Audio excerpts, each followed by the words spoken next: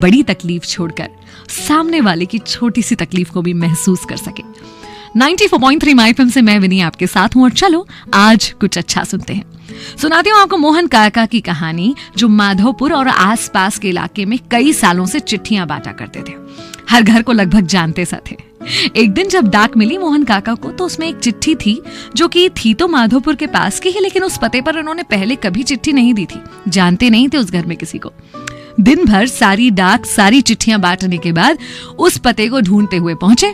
दरवाजे की घंटी बजाई तो अंदर से आवाज आई, कौन? इन्होंने आवाज दी, पोस्टमैन।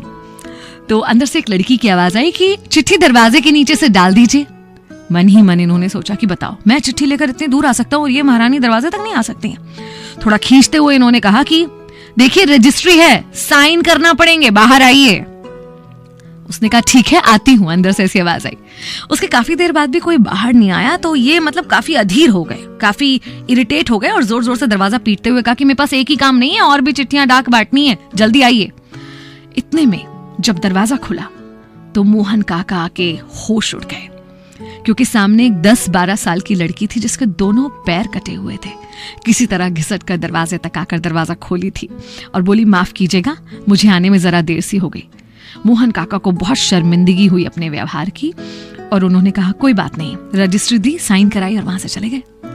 8-10 दिन बाद फिर से उसी पते की जब चिट्ठी आई तो मोहन काका ने एड्रेस पर पहुंचकर डोरबेल बजाते हुए बाहर से ही आवाज दी कि चिट्ठी आई है और आज साइन करने की भी जरूरत नहीं है, दरवाजे के नीचे से डाल दूं।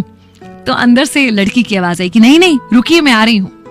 दरवाजा खुला, लड़की ने चिट्ठी ली और साथ में एक गिफ्ट दिया, एक तोहफा, और बोली काका ये आपके लिए, चिट्ठी के लिए शुक्रिया।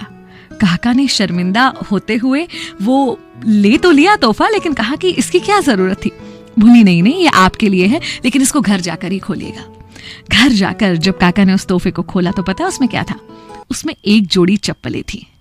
मोहन काका सालों से पूरे गांव में बिना चप्पलें पहने चिट्ठियां बांटते थे, लेकिन किसी ने नोटिस नहीं किया था, किसी ने उस तरफ ध्यान नहीं दिया था।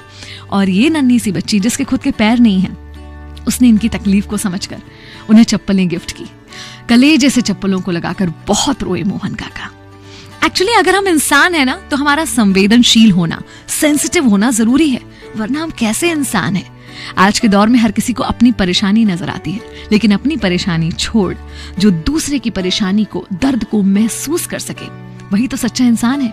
एक पैर कटी हुई लड़की के दूसरे के दर्द को समझने की कहानी में बहुत बड़ा संदेश छुपा हुआ है। आइए इस मैसेज को लेते हैं, किसी का दर्द समझने की कोशिश करते हैं, किसी के नंगे पैरों को चप्पल देते हैं। 94.3 माय एफएम से मैं हूं विनी, चलो आज कुछ अच्छा करते हैं। चलो आज कुछ अच्छा